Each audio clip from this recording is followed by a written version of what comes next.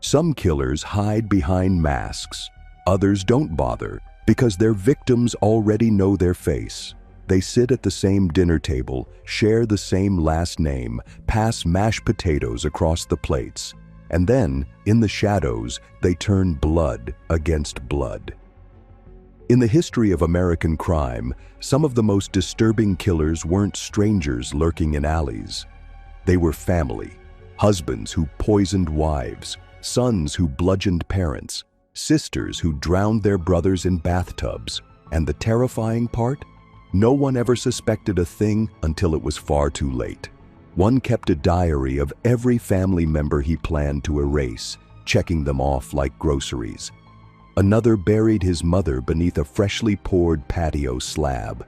And one of them? He carved a message into the walls of his own family home before torching it to the ground.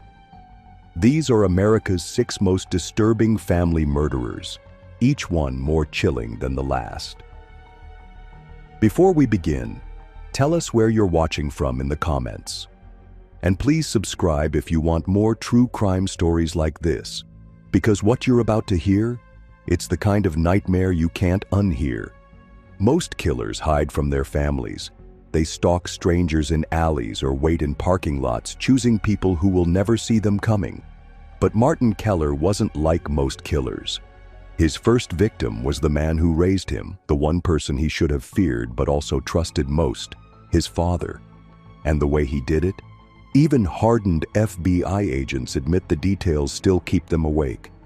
But here's where it gets really disturbing. This murder didn't start with a plan. It started with a single insult at a dinner table, the kind of words anyone might hear in an argument, words most people would walk away from. Martin didn't walk away. He turned those words into blood. He grew up in Dayton, Ohio, in a quiet house where tension hummed louder than the television. His father, Richard, was the type of man whose anger came fast and sharp, whose fists once broke a kitchen chair in half, whose voice left his son shrinking into corners. For years, Martin endured it, telling himself he'd escape one day, that he'd never be trapped under his father's shadow forever. But anger doesn't disappear. It festers. And on a freezing February night, with the smell of reheated meatloaf hanging stale in the air, Richard snapped. He accused Martin of being worthless, of draining the family dry, and then he spat the words that would tip everything. "You're a mistake I should have buried years ago." That was the moment the open loop began. What happens to a son when his father tells him he should never have lived? Most sons shout back. Some walk out. Martin went upstairs, sat in his bedroom, and stared at the box cutter he used at work. He clicked the blade out, then back in, outside, in. The sound echoed in the silence like a countdown. But here's where it gets really chilling. He didn't just think about it. He rehearsed the movements in the air, gripping the handle until his knuckles turned white, imagining the blade slicing. Most people stop there, frozen in fantasy. But Martin didn't stop. Around 2 a.m., he crept downstairs. The house was quiet, the kind of silence that almost dares you to break it. His father's door was cracked, just enough to see the faint glow of the alarm clock. For 10 long minutes, Martin stood in the hallway, heart hammering, the weight of years pressing down until his breath came in shallow gasps. And then, he pushed the door open. Richard lay on his back, snoring. That should have been the sound of safety. But Martin didn't hear it that way. He heard opportunity. He raised the box cutter and slashed. The blade cut across his father's throat in one swift motion. The sound wasn't cinematic. It was wet, jagged, a gurgling that sprayed blood onto the walls and sheets. Richard woke, clawing at his own neck, but Martin pressed his hand over his father's mouth and drove the blade down again, stabbing, until the handle snapped and the blade itself lodged in his father's chest. Now here's where it gets even darker. The killing wasn't the end. It was only the beginning. The mess was catastrophic. Blood pooled onto the carpet, splattered on the mirror, soaked into the mattress. Martin froze for a moment, realizing he hadn't thought this far ahead. But then something inside him shifted. He didn't panic. He improvised.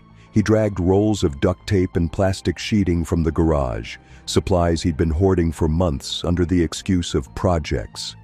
One by one, he wrapped the body, sealing in the gore, working with the kind of eerie calm that investigators later described as practiced.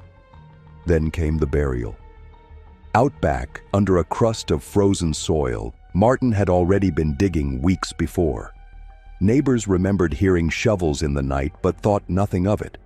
He had told his mother he was fixing drainage. In reality, he was preparing.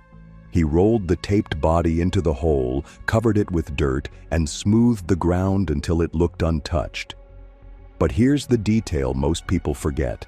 Before sealing it shut, he pressed the broken box cutter blade deep into the corpse's chest cavity, almost like leaving a signature. By dawn, the snow had dusted over the ground, hiding what lay beneath. Richard Keller had disappeared, and for a brief moment, Martin felt free. He ate breakfast with his mother and sister that morning as though nothing had happened, telling them Richard had stormed out after their fight. It was believable. The man had left before, sometimes for days. But this time, he wasn't coming back. What Martin didn't realize was that murder leaves traces no matter how careful you think you are. A faint blood stain on the carpet, dirt dragged into the hallway, a dog that refused to step near the freshly turned soil. The crime looked clean, but in reality, it was already unraveling. And when investigators came knocking, those overlooked details would prove to be the cracks that swallowed him whole. For weeks, Martin Keller lived in a strange twilight of calm and paranoia, watching his mother wring her hands at the kitchen table, listening to his sister leave voicemails on their father's cell phone, and answering questions from neighbors with a rehearsed shrug. At first, it seemed to work. People believed Richard had walked out. After all, the man had a reputation for anger, for storming out in drunken rages, sometimes gone for days before returning like nothing had happened. But here's where it gets interesting. Martin's lie started to eat itself alive. It wasn't one mistake. It was dozens, small things, stacking. The first came when investigators knocked on the Keller door after Richard's workplace filed a missing persons report. They asked Martin simple questions. What time did Richard leave? What was he wearing? Did he take anything with him? Martin's answers came too smooth, like memorized lines. But the officers weren't listening just to what he said. They were watching how his hands shook, how his eyes avoided theirs. That's what raised the first quiet suspicion. But suspicion isn't proof. Proof came from the house itself. Detectives noted faint stains in the carpet near the bedroom door. Barely visible, but under luminol they glowed like constellations, each droplet mapping violence. A neighbor recalled hearing digging at odd hours, weeks before the disappearance, describing the sound of metal against frozen soil at 2 a.m. The Keller family dog refused to go into the yard, barking and whining whenever it neared the spot where the ground had been disturbed. And here's the detail that truly cracked the illusion. Martin had missed a single strip of plastic sheeting, tucked hastily beneath the garage shelves, still smeared with dried blood. It didn't scream guilt immediately, but it whispered it. Investigators started quietly circling him. Phone records were checked, bank transactions analyzed. Martin hadn't touched his father's accounts. He hadn't fled town. He lived like nothing had happened, clocking in at his warehouse job, eating lunch alone in the break room, clicking that same box cutter blade in and out like a nervous tick. But then, in what seemed like a cruel twist of fate, winter melted. The snow that had hidden the backyard gave way to thawing soil. And within weeks, the ground at the far corner of the yard had sunk in just slightly, the weight of the secret beneath pulling the earth down. When detectives returned with cadaver dogs, the animals went berserk at the exact patch of soil Martin had thought was invisible. The dig uncovered what was left of Richard Keller, wrapped in layers of tape and sheeting, his chest cavity split open, the broken box cutter blade still lodged inside like a grotesque calling card. Investigators described the moment in their reports with clinical detachment, but privately, several admitted they'd never seen anything so disturbing. A son marking his father's corpse with the very tool of murder. Forensics tied the blade to the broken handle Martin had left in his toolbox. Fibers from the sheeting matched samples found in the garage. The story was over, or so it seemed. Because here's what most people forget. Martin didn't confess. He doubled down. When confronted, he claimed his father had returned, drunk and violent, and attacked him. He painted the murder as self-defense. But the sheer overkill of the wounds told another story. Dozens of stabs, slashes, and the calculated burial. Prosecutors built a case brick by brick, weaving every detail together until the narrative was undeniable. The trial became a media spectacle, neighbors packing the courthouse, the community stunned that the quiet Keller boy had become the man in orange shackles, smirking at the cameras. And yet, during testimony, one thing stood out. Martin showed no remorse. Not when the photos of his father's remains were displayed. Not when his mother sobbed from the witness stand. Not even when the jury read the guilty verdict. He sat with an expression that prosecutors later described as satisfaction. It was as though killing his father had been less about rage and more about arrival. The son finally proving he was in control. Sentenced to life without parole, Martin was shipped off to a maximum security facility in southern Ohio. But the story didn't end there. Prison records show he became an informal leader among inmates, feared for his cold stare and the rumors he carried, that he had buried his father in the dirt like a dog. Guards noted he spoke rarely, but when he did, he would describe the night of the murder in chilling detail, as though reliving it was his way of staying alive. To this day, his name surfaces in criminology courses as an example of parricide, the murder of a parent, not driven by sudden madness but by years of suppressed hatred, planned in silence until it erupted in blood. Most people stop here, thinking Martin Keller was as disturbing as it gets. But what comes next is far darker. Because while Martin buried his father under frozen soil, another American son chose fire instead of earth. And what he burned wasn't just a body, it was an entire family home. Most killers try to hide what they've done. They bury bodies in shallow graves, dump them in rivers, or scatter pieces across woods and highways. But James Harlo wasn't trying to hide. He wanted to erase. And the way he did it still shocks investigators, not just because of the brutality, but because of the cold planning behind it. Unlike Martin Keller, who lashed out in a moment of rage, Harlo treated murder like an architect treats blueprints. Every detail mattered, and the material he chose to cover his crime wasn't dirt or cement. It was fire. From the outside, James was ordinary, a 32-year-old electrician in a quiet Indiana suburb, known for fixing people's wiring problems and drinking a beer on his porch after long shifts. But here's where it gets really disturbing.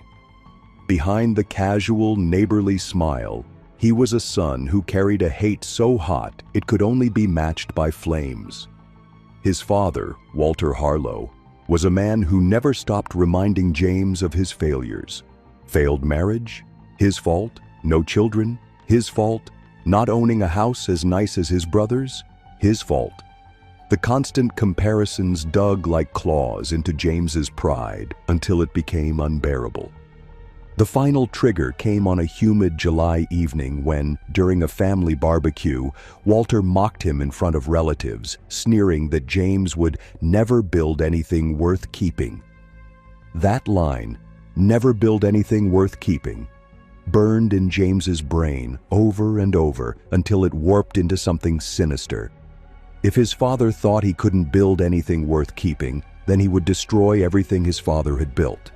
Most people stop here, thinking anger fades with time. But James didn't let it fade. He fanned it. He studied. For weeks he obsessed over accelerants, over how quickly flames could consume wood, drywall, and furniture. He ordered chemicals under the guise of work supplies and stored them in his garage. He even visited a vacant property at night to test how fires spread on different surfaces, watching flames crawl along beams and recording the minutes on a stopwatch. This wasn't impulsive. It was a project, and when the night came, he was ready. The Harlo family lived in a two-story colonial on the edge of town, a house Walter had built with his own hands decades earlier, the pride of his life.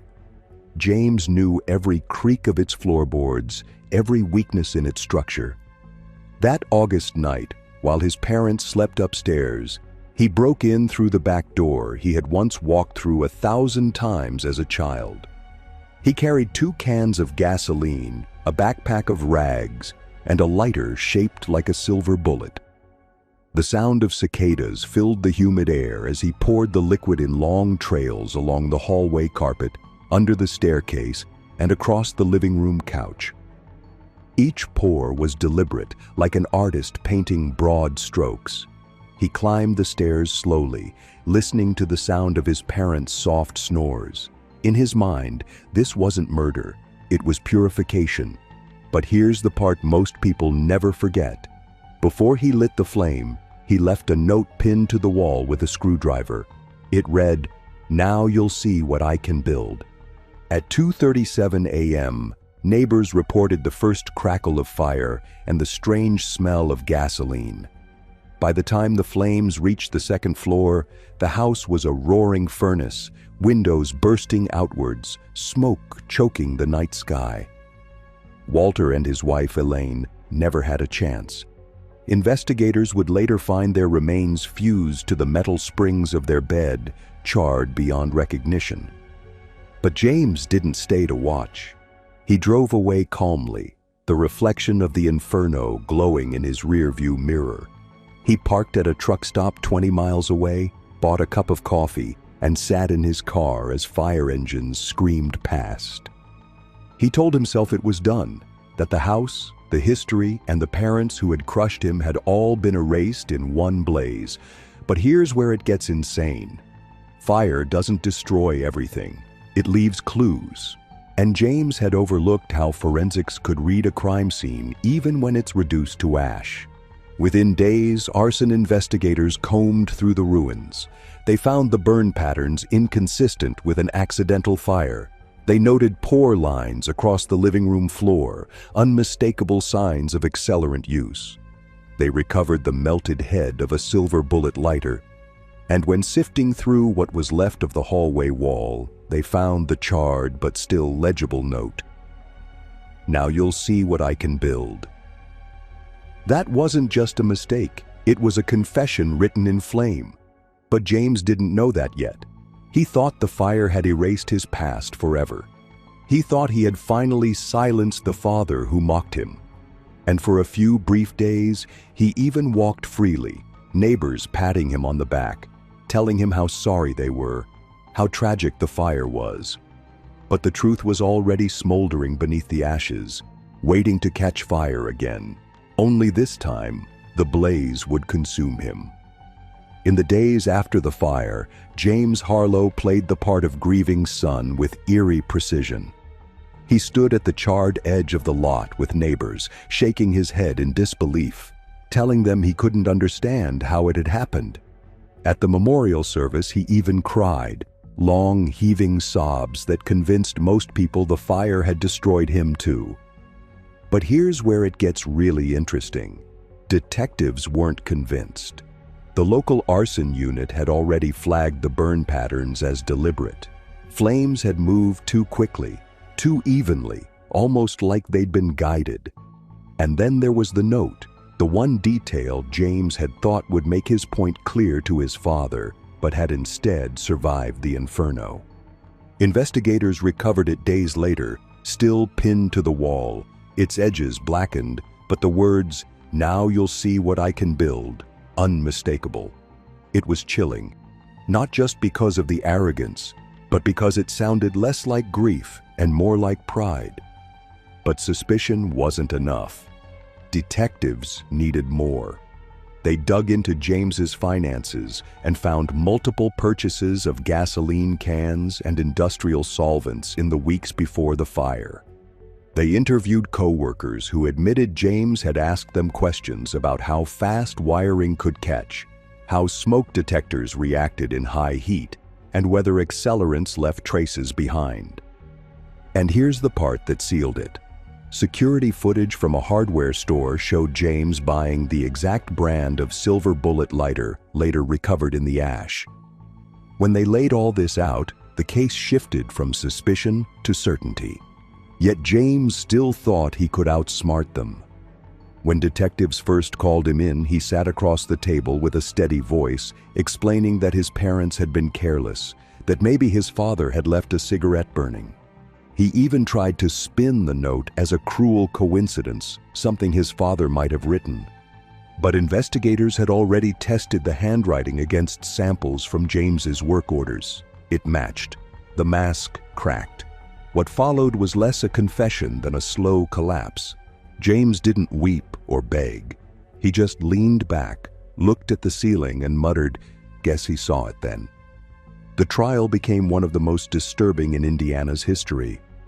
Prosecutors painted James as a man consumed by bitterness, who turned his family home into an oven and left his parents to burn alive.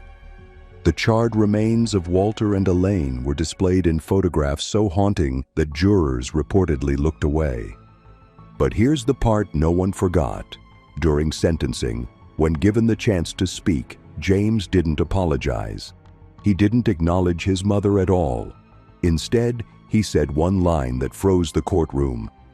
"At least now they'll stop comparing me to my brother." That statement, cold and flat, silenced the room more than any prosecutor's words.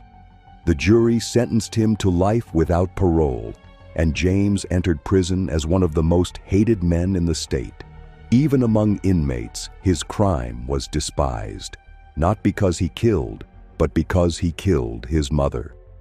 Guards later wrote that James kept to himself, refusing visitors, spending hours sketching diagrams of buildings in his cell. It was as if he still thought of himself as a builder, even though all he had ever built was destruction. And to this day, his case is studied not just as an example of parricide, but of how deeply resentment can twist into violence when someone decides the only way to erase humiliation is through flame. Most people would think it couldn't get darker than a son who burned his parents alive. But the next killer proved that blood ties can be broken in even more twisted ways. Because while James left a note pinned to a wall, another family murderer in America left something else. A trail of severed body parts hidden in the very place his relatives thought they were safest. Some killers stop at the act itself. They stab, they shoot, they strangle, and then they flee. But what makes Ronald Draper's case unforgettable is that he didn't flee. He stayed. He lingered in the house after his murders, moving through the rooms like nothing had changed, even as the corpses of his own family began to rot just feet away. And here's the most disturbing part. He didn't leave them whole. He cut them apart, piece by piece, and hid those pieces in places so ordinary that investigators later admitted they would never look at kitchen cabinets or air vents the same way again. Ronald was 41 years old, a quiet but brooding man in Milwaukee who worked at a meat processing plant. To most neighbors, he was unremarkable, clocked in on time, smoked on his lunch break, went home with a thermos of coffee. But inside his house, tension ran like exposed wire. His marriage was collapsing. His teenage son barely spoke to him. His elderly mother, who had moved in after a stroke, criticized his every move. For years, Ronald swallowed his anger, slicing carcasses at work while imagining what it would be like to slice something that looked back at him. Most people stop there, the thoughts staying as grotesque daydreams. Ronald didn't stop. He sharpened them. The spark came one autumn night when his mother insulted him at the dinner table in front of his wife and son. She called him a failure, a man who couldn't even keep his family intact. The words weren't new, but something inside Ronald finally snapped. That night, while the house slept, he walked into the kitchen, grabbed the same butcher's knife he had used for years at work, and crept into his mother's room. But here's where it gets insane. He didn't kill her quickly. He stood over her for nearly 20 minutes, knife in hand, breathing heavy, until finally pressing the blade across her throat in one deliberate motion. The cut was clean, almost professional, as if he were working back at the plant. She awoke in shock, thrashing, blood bubbling from her neck, but Ronald pressed her down with a force that surprised even him. Within minutes, the room was silent except for the faint drip of blood hitting the carpet. But he wasn't finished. He dragged her corpse into the basement and laid it across a plastic tarp. Then, with the skill of years on the processing line, he began cutting.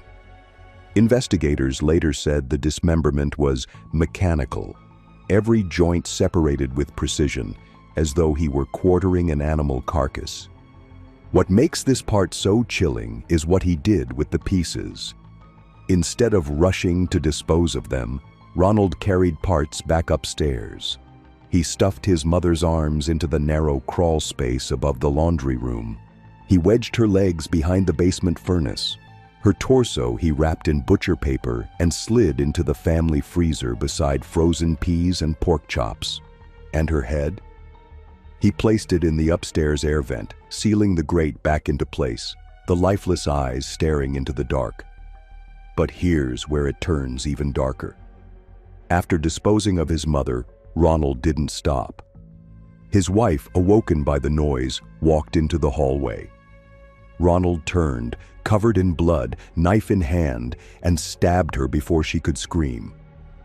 She fell against the wall, leaving a smear of blood that would later become key evidence. Their teenage son, startled awake, rushed out, only to be tackled by his father, the blade driving into his chest again and again until his body slumped on the hardwood floor. In a single night, Ronald wiped out 3 generations of his family. Most killers would panic, but Ronald didn't. He worked. He dragged his wife and son downstairs and repeated the process, cutting them apart, wrapping pieces in butcher paper, labeling them with masking tape like leftovers. His wife's torso ended up in the same freezer as his mother's.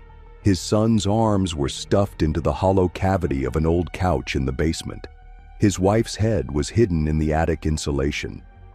For 2 days, Ronald lived in the house with the remains, eating meals in the same kitchen where blood still stained the sink, watching TV as if life had not shifted into something monstrous.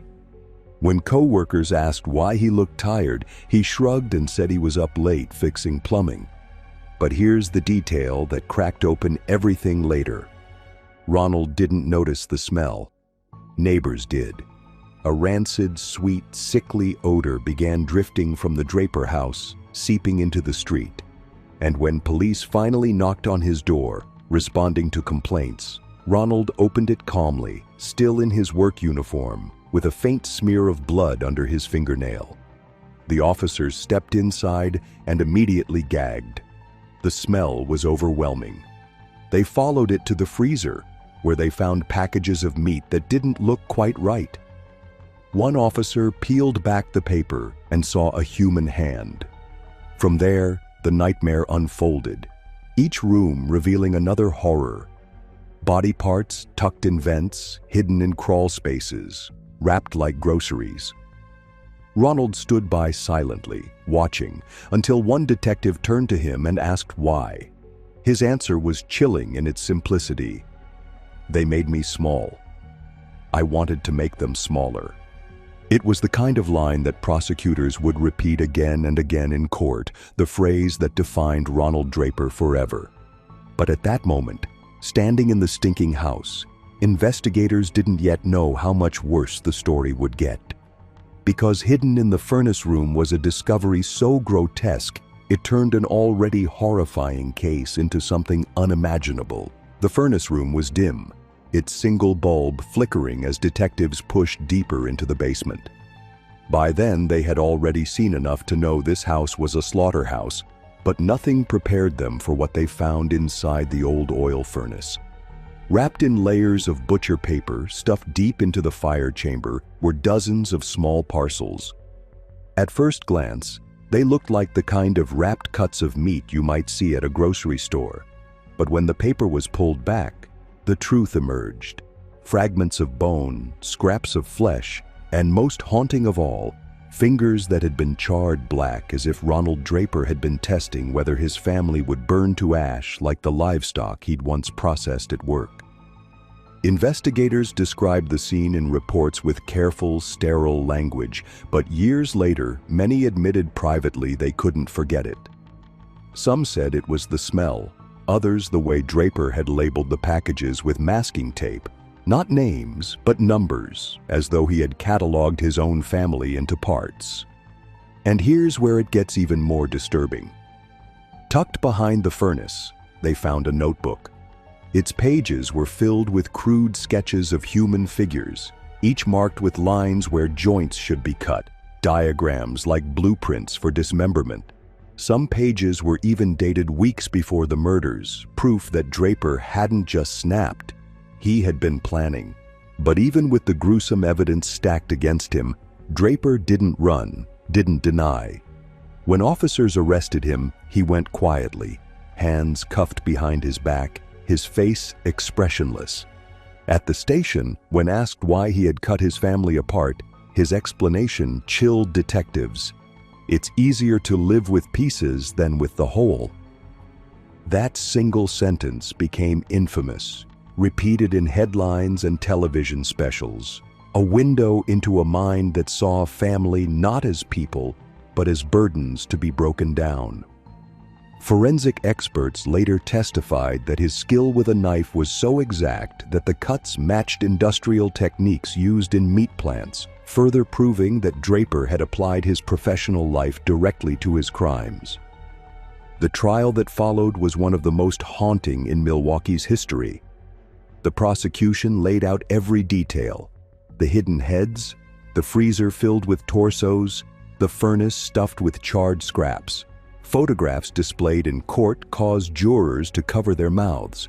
Reporters described the gallery as frozen in nausea. Draper's defense tried to argue insanity, painting him as a man pushed beyond reason by years of criticism and failure. But the meticulous planning, the labeled parcels, and the dated diagrams crushed that argument.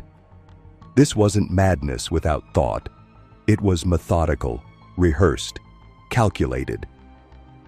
When the jury delivered its verdict, guilty on all counts of first-degree murder, Draper showed the same flat expression he had worn from the moment of his arrest. No tears, no protest, just silence. Sentenced to life without parole, Draper entered prison with a reputation that preceded him. Inmates called him the Butcher, a name that followed him through every tier of the facility. Guards kept a close eye, noting his habit of drawing crude diagrams in the margins of newspapers, still obsessed with dividing things into parts. Forensic psychiatrists studied him, writing papers about how anger, humiliation, and professional skill had fused into something monstrous. But here's the detail that lingers even now. Draper never expressed remorse. In interviews, when asked if he regretted what he had done, he would only shrug and say, "It was quiet after." That phrase alone was enough to freeze even hardened interviewers. To this day, criminologists cite the Draper case as one of the most disturbing examples of family annihilation, not just because of the murders, but because of the way he treated his family as objects, carving them down until their humanity was erased. The Draper house was eventually demolished, the lot left vacant for years, neighbors refusing to build near the soil where so many horrors had been found. Some still claim the smell lingered long after the walls were torn down. Most people would think the horror of dismemberment was the darkest a family murder could get, but what happened next proved otherwise. Because while Ronald Draper divided his family into pieces, another killer in America didn't divide at all. He poisoned them, slowly, invisibly, turning meals into murder weapons and the kitchen table into a crime scene that stretched for months before anyone realized what was happening. Most killers want fast results: a gunshot, a stab wound, a strike that ends life in seconds. But what makes Harold Finch one of America's most disturbing family murderers is that he didn't rush. He took his time. He turned death into a ritual that unfolded night after night at the dinner table, using the most ordinary act, sharing a meal, as his weapon. Finch was 47, a middle management accountant in rural Pennsylvania, a man who blended into office photos so completely that no one ever remembered he was there. Quiet, forgettable. The kind of neighbor who waved politely but never lingered to talk. But inside his home, he simmered with resentment. His wife, Clara, mocked him for being weak, for never advancing in his career. His teenage daughter called him a ghost. His elderly father-in-law, who lived with them, told anyone who would listen that Harold wasn't a real man, just a shadow. Those words dug deep. And here's where it gets really disturbing. Instead of shouting back, instead of fighting, Harold began researching. He spent hours at the library studying chemicals, pest control toxins, and household cleaners. He scrolled online forums about poisons disguised as food ingredients. Most people would stop at dark thoughts. Harold didn't stop. He collected. By late spring, he had built a private stash of poisons hidden in the garage. Antifreeze, rat poison, and even powdered insecticide he ordered under the pretense of lawn care. And his method wasn't dramatic, it was insidious. Each evening when he prepared meals, he would sprinkle the tiniest amounts into soups, sauces, even drinks. Not enough to kill outright, but enough to sicken. At first, the family thought they had the flu. Stomach cramps, nausea, fatigue. They went to doctors who prescribed antacids and rest. But the symptoms kept coming back. And here's the chilling part. Harold documented it. He kept a notebook under his mattress, detailing how many grams he added to each dish, what symptoms followed, and how long recovery took. It read less like the diary of a husband and more like the log of a scientist conducting an experiment. His wife began losing weight rapidly. His daughter missed school. His father-in-law's hands shook so badly he dropped his coffee. And every time they complained, Harold feigned concern, driving them to appointments, sitting in waiting rooms with a blank face, all while secretly recording the results in his notebook. The escalation was deliberate. Over weeks, he increased the doses. His wife began vomiting blood. His daughter fainted at school. His father-in-law's hair started falling out. Friends and relatives urged them to get second opinions, but Harold always insisted on driving them to the same small-town doctor, one he knew wouldn't ask deeper questions. And here's where it gets really insane.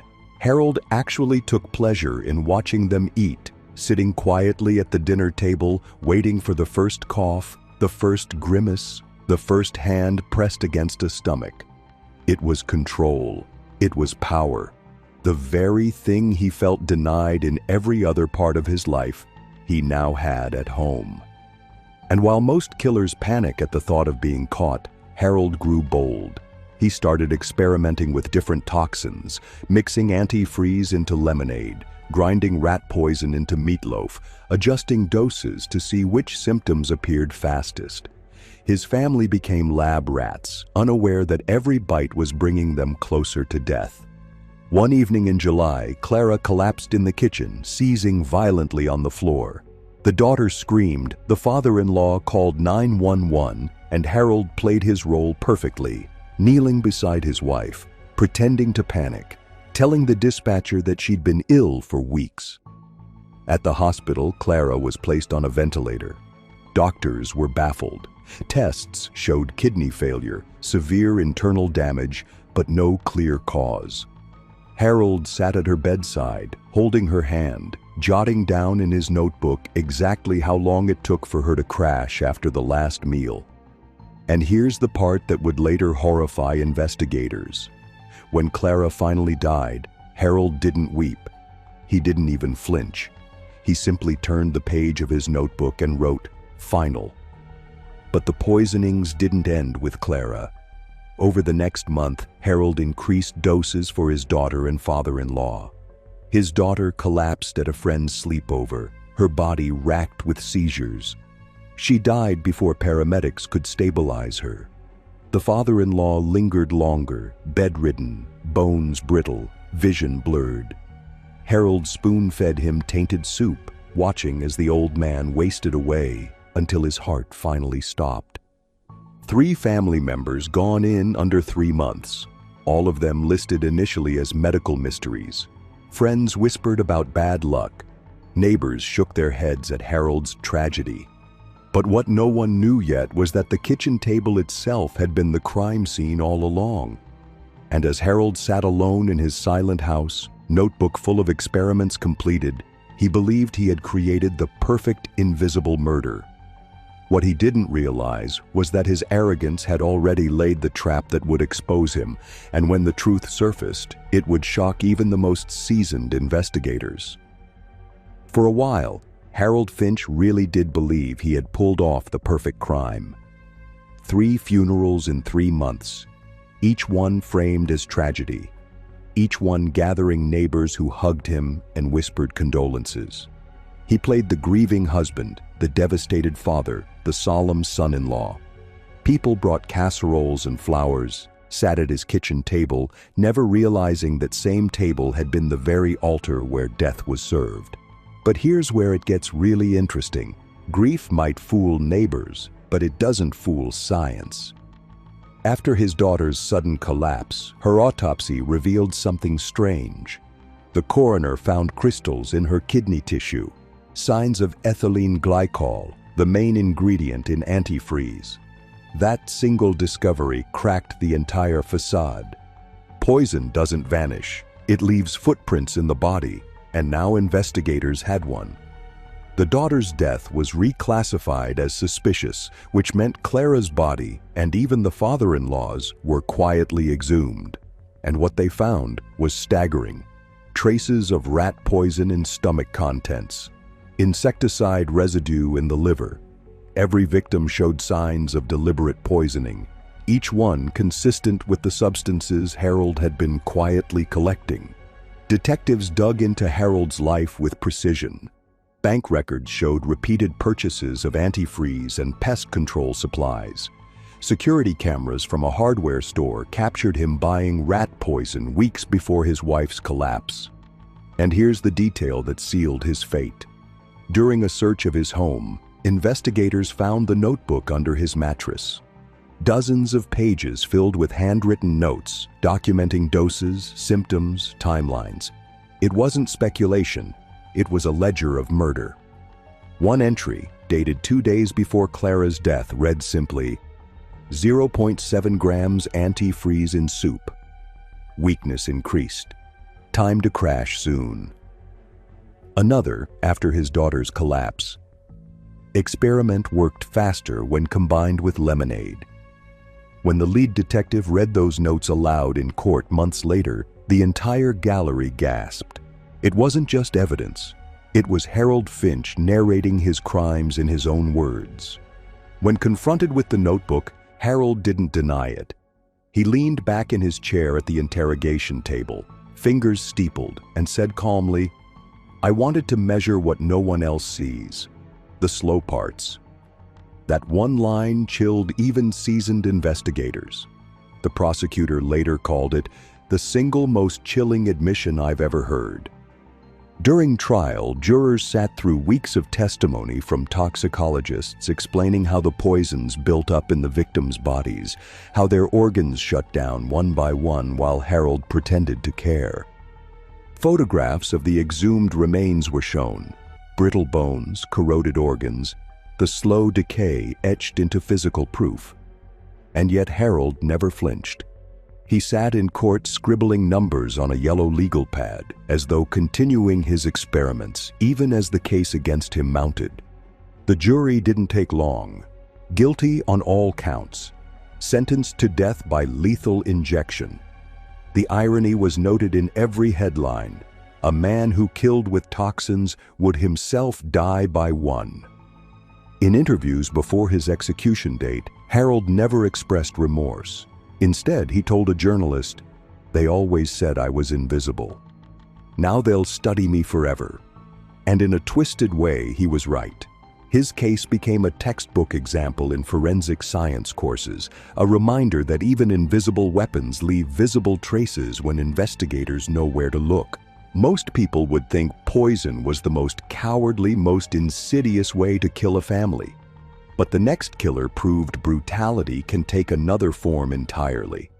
Because while Harold Finch fed his relatives' death one spoonful at a time, another man in America slaughtered his family with blunt force, turning a simple household tool into a weapon so savage, investigators described the crime scene as a hurricane of blood. Some killers hide in patience. They wait weeks, months, even years before striking.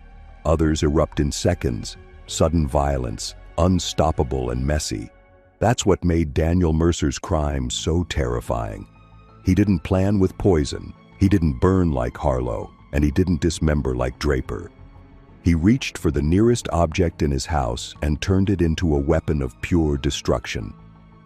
Mercer was 34, an auto mechanic from Tulsa, Oklahoma, a man who worked with his hands and drank away his evenings. To his neighbors, he was gruff but ordinary, the kind of guy you'd hear clanging in a garage late into the night. But here's where it gets really disturbing. Behind closed doors, Mercer's temper was legendary. His wife whispered about his outbursts. His two sons, aged 9 and 11, learned to tiptoe around him. And his elderly mother, who had moved in after surgery, bore the brunt of his cutting words. Violence had always hung in that house like storm clouds. But the storm finally broke on an April evening when a petty argument spun out of control. It started small. Dinner had burned. His wife, frustrated, told him to order pizza if he wasn't happy. His mother chimed in, scolding him for being ungrateful, and his sons giggled at the tension. For most households, it would have ended with slammed doors, maybe a night of silence. But Mercer wasn't most men. He snapped. He stormed into the garage, grabbed the first tool in reach, a rusted ball-peen hammer, and walked back into the kitchen. What happened next would be seared into the memory of investigators forever. He brought the hammer down on his wife's skull with such force the bone fractured instantly, blood splattering across the stove and cabinets. She crumpled before she could scream. His mother tried to run, but Mercer swung again, the hammer crunching into her spine and sending her collapsing onto the linoleum. The children screamed, bolting for the hallway, but Mercer was faster. He caught his eldest by the arm and swung the hammer into his temple, the sound sharp, metallic, final. The younger son locked himself in a bathroom, sobbing, while Mercer slammed the hammer into the door again and again until the wood splintered and the boy's screams were silenced with one brutal strike. But here's where it gets even more chilling. Mercer didn't stop after the murders. He destroyed the house. Investigators later described the crime scene as a hurricane of blood. Hammer marks dented walls and furniture. Windows were shattered. Every room bore the scars of his rampage, as though he hadn't just wanted to kill his family. He wanted to erase the home itself. When neighbors, alarmed by the noise, finally called the police, they reported hearing what sounded like furniture being thrown, glass shattering, and then silence. Officers arrived to find Mercer sitting at the kitchen table, the hammer on the counter beside him, his hands soaked in blood. He was calm, almost eerily so, staring blankly at the wall as though he'd emptied himself along with the house. And yet, what investigators found in the aftermath was even darker than the carnage itself. Tucked into Mercer's garage was a notebook filled not with diagrams like Draper's or chemical logs like Finch's, but with crude drawings of hammers, axes, and blunt objects. He had scrawled phrases beside them like instant silence, fastest way, and no hiding. It wasn't meticulous planning, it was obsession. A fixation on the power of blunt force, on the simplicity of it. Detectives later speculated that Mercer had fantasized for months, maybe years, about the act, keeping those drawings as fuel until the night he finally let go. Most killers hesitate. They think, they waver. Mercer didn't. Once the rage was loose, he embraced it fully, pounding his family into silence with a weapon so ordinary it sat unnoticed in nearly every garage in America. But here's the most unsettling part. When asked later why he chose the hammer, Mercer answered with a phrase that sent chills through the courtroom. "It was already in my hand." That line, simple and brutal, became the headline across every paper, a reminder of how quickly a household tool can become an instrument of annihilation when rage decides to rule. When police stormed the Mercer home that April night, the scene that greeted them was chaos frozen in time. Blood pooled across the kitchen floor, streaks smeared along walls, and the bodies of Mercer's wife, his mother, and both sons lay scattered in grotesque silence. Officers would later testify that even seasoned detectives struggled to process it, not just the violence, but the sheer scale of it. One described it as walking into a tornado that had stopped mid-spin. Mercer himself sat at the kitchen table, hammer beside him, eyes glazed. When officers shouted for him to get down, he didn't resist. He didn't even blink. He just muttered one sentence over and over as they cuffed him. "It was already in my hand." That phrase would become the defining line of the case, repeated by prosecutors, splashed across news reports, and etched into the memory of every juror. Forensics made it clear this wasn't a crime of passion gone wrong. It was an eruption years in the making. Blood spatter analysis revealed repeated, deliberate blows, not a single strike, but overkill. His wife had been struck more than a dozen times. His mother's vertebrae were shattered in multiple places. The children had wounds far beyond what was needed to kill. And then there was the notebook in the garage. Pages of crude sketches of hammers, axes, crowbars, each one labeled with words like silence, quick, no escape. It painted a chilling picture of a man who had fantasized about blunt force murder long before the night it happened. Prosecutors seized on it, framing Mercer not as a man who lost control, but as a man who had been waiting for the excuse to unleash. The trial was swift but unforgettable. Every day, the gallery filled with reporters and locals desperate to see the man who had turned a family dinner into a massacre. Mercer sat in silence, showing no emotion as prosecutors displayed crime scene photos so graphic, some jurors had to look away. When given a chance to speak, he offered no apology, no remorse. Just the same line he had muttered to police. "It was already in my hand." The jury deliberated less than 3 hours before returning with 4 counts of first-degree murder. The judge sentenced him to death, calling his crime an act of annihilation against the very people who gave him life. Inside prison, Mercer became a ghost. Guards reported he rarely spoke, refused visitors, and spent hours staring at walls. Inmates, even among murderers, shunned him. The brutality of killing children with a hammer made him untouchable. Psychiatrists who evaluated him described a man hollowed out, filled with rage but no remorse, someone who didn't see family as people but as obstacles. When asked directly why he did it, his only recorded answer was, "They laughed." That chilling simplicity, coupled with the hammer still marked with dried blood, made Mercer's case one of the darkest family murders in Oklahoma's history. Most people would think it couldn't get worse than a man bludgeoning his wife, children, and mother to death with a hammer. But the sixth and final case proves otherwise.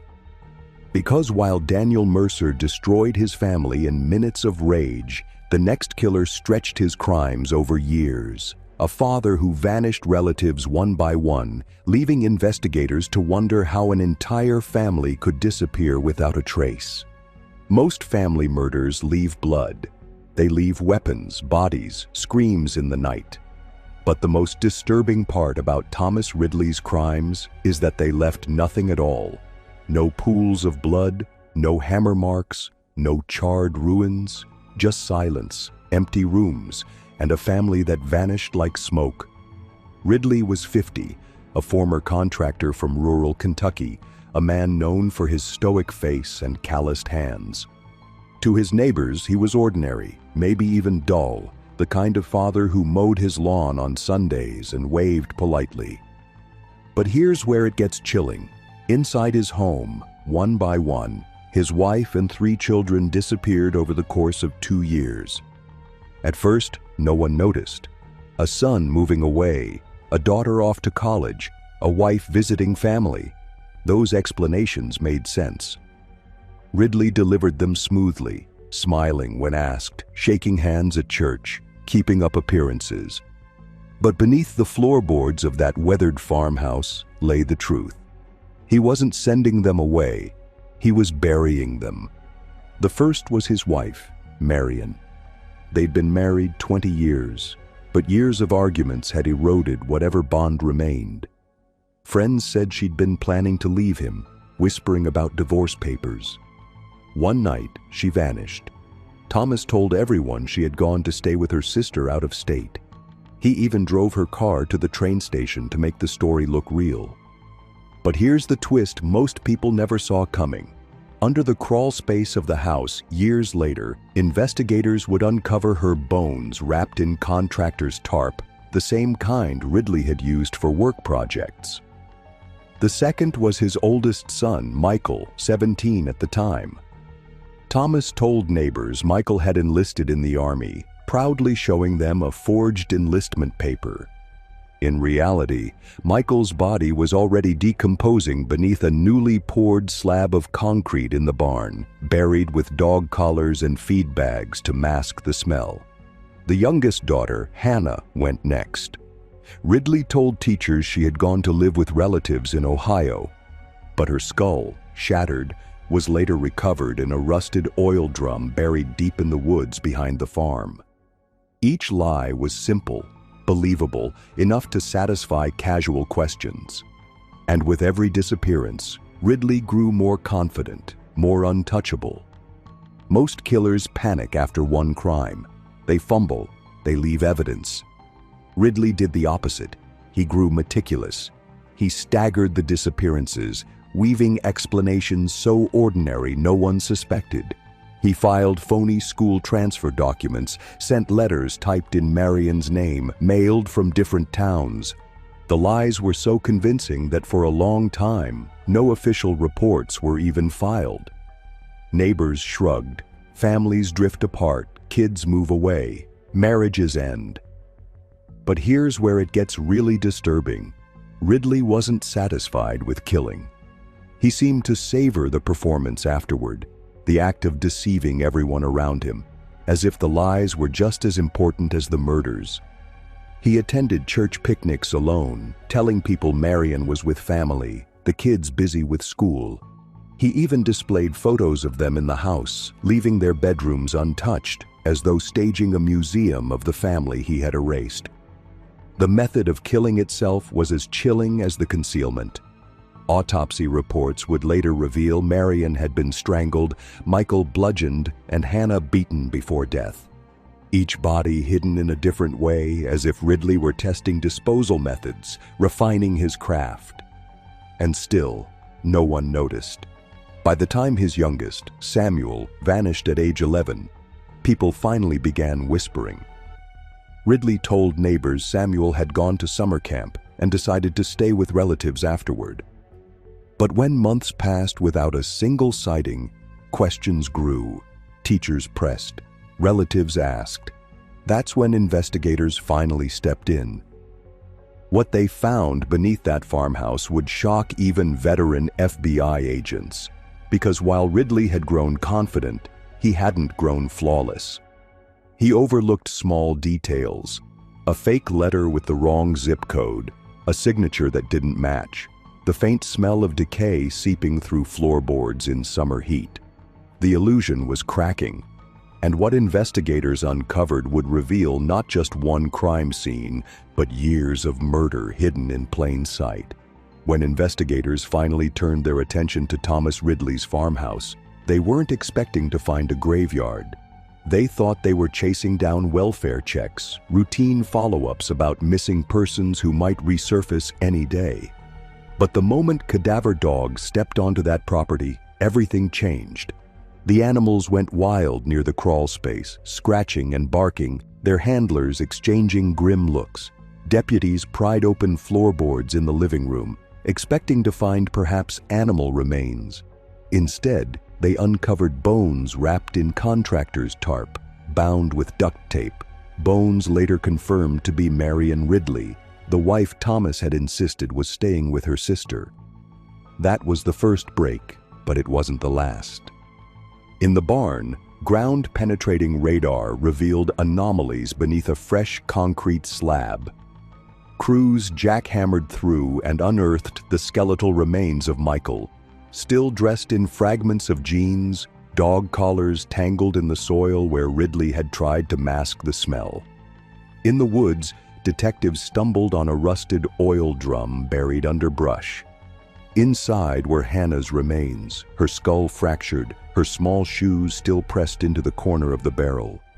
Each discovery was more grotesque than the last, and yet Ridley sat on his porch, chain-smoking, watching as if the excavation were a project he had already accepted would be completed one day.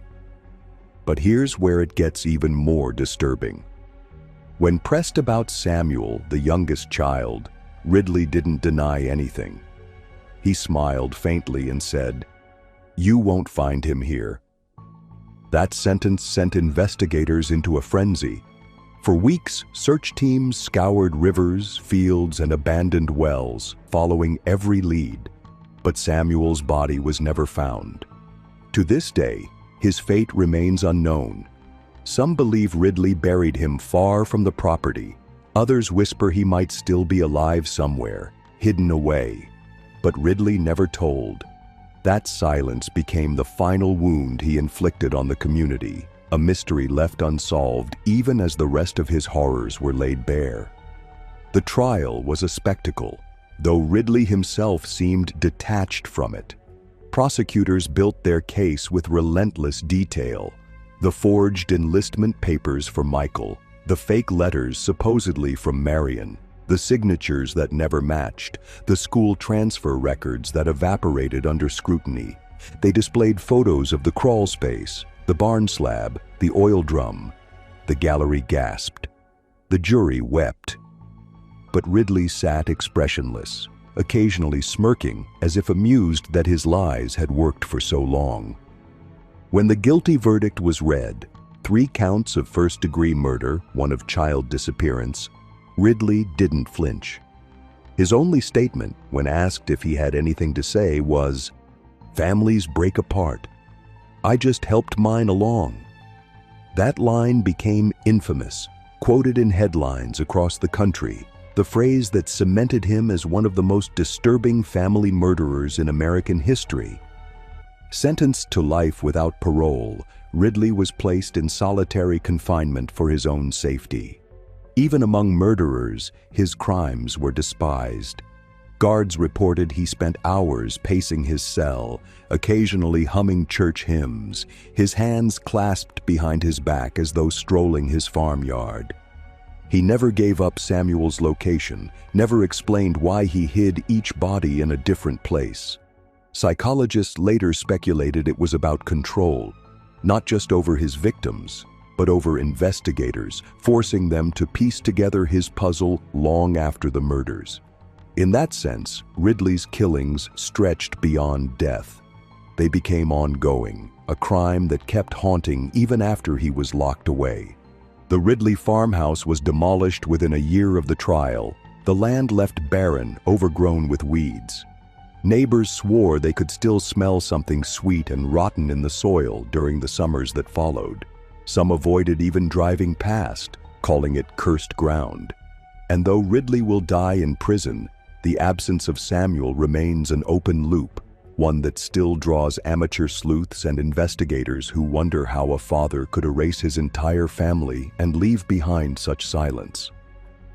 People think of killers as danger in alleyways, strangers in the night. But the truth, as these 6 cases show, is far darker. Sometimes the most disturbing monsters sit at the same dinner table, pass food across plates, and tuck their children into bed before turning them into victims. Martin Keller buried his father beneath frozen soil. James Harlo burned his parents alive to prove a point. Ronald Draper butchered his entire household and cataloged the parts like meat. Harold Finch poisoned his family meal by meal until death looked like illness. Daniel Mercer bludgeoned his wife, children, and mother into silence with a hammer he kept in his garage. And Thomas Ridley erased his entire family one by one, leaving behind a farmhouse of graves and a mystery that still lingers. 6 men, 6 families destroyed from the inside out. And each story proves the same chilling truth. Sometimes the danger isn't outside your door. Sometimes it's already sitting in your living room,